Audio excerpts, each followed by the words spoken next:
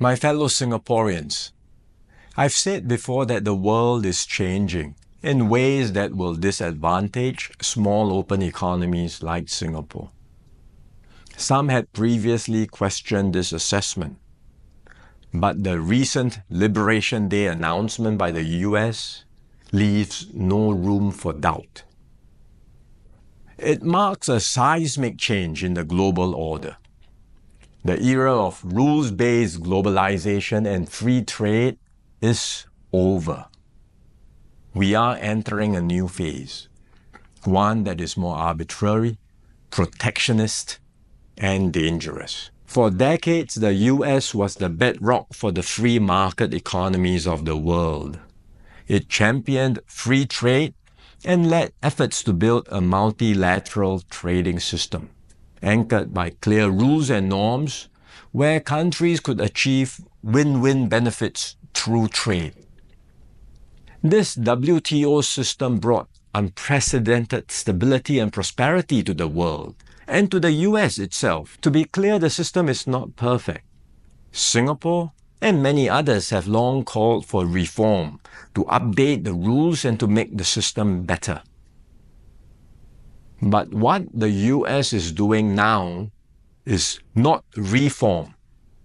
It is abandoning the entire system it had created. Its new approach of reciprocal tariffs, country by country, is a complete rejection of the WTO framework. The US has placed Singapore in the lowest base tier with a tariff of 10%. So the direct impact on us may be limited for now, but there are wider and more profound consequences. If other countries adopt the same approach as the US, abandoning the WTO and trading only on their own preferred terms, country by country, it will spell trouble for all nations, especially small ones like Singapore.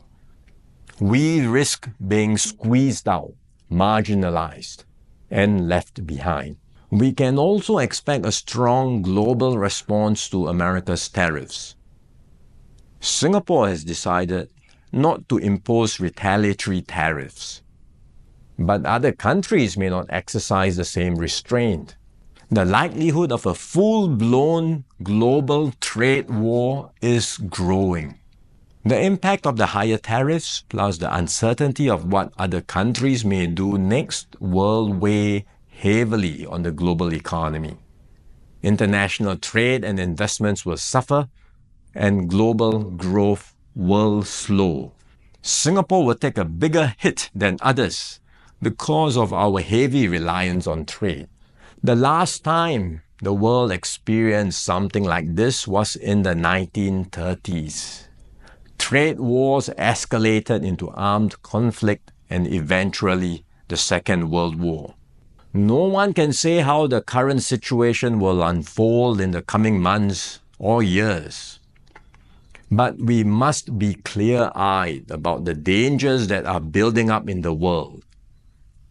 Global institutions are getting weaker. International norms are eroding. More and more countries will act based on narrow self-interest and use force or pressure to get their way. This is the harsh reality of our world today. We will stay vigilant.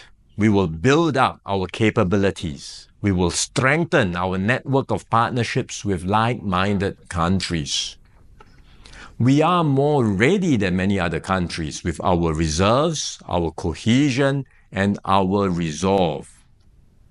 But we must brace ourselves for more shocks to come. The global calm and stability we once knew will not return anytime soon. We cannot expect that the rules which protected small states will still hold. I'm sharing this with you so that we can all be mentally prepared, so that we will not be caught off guard. Let us not be lulled into complacency.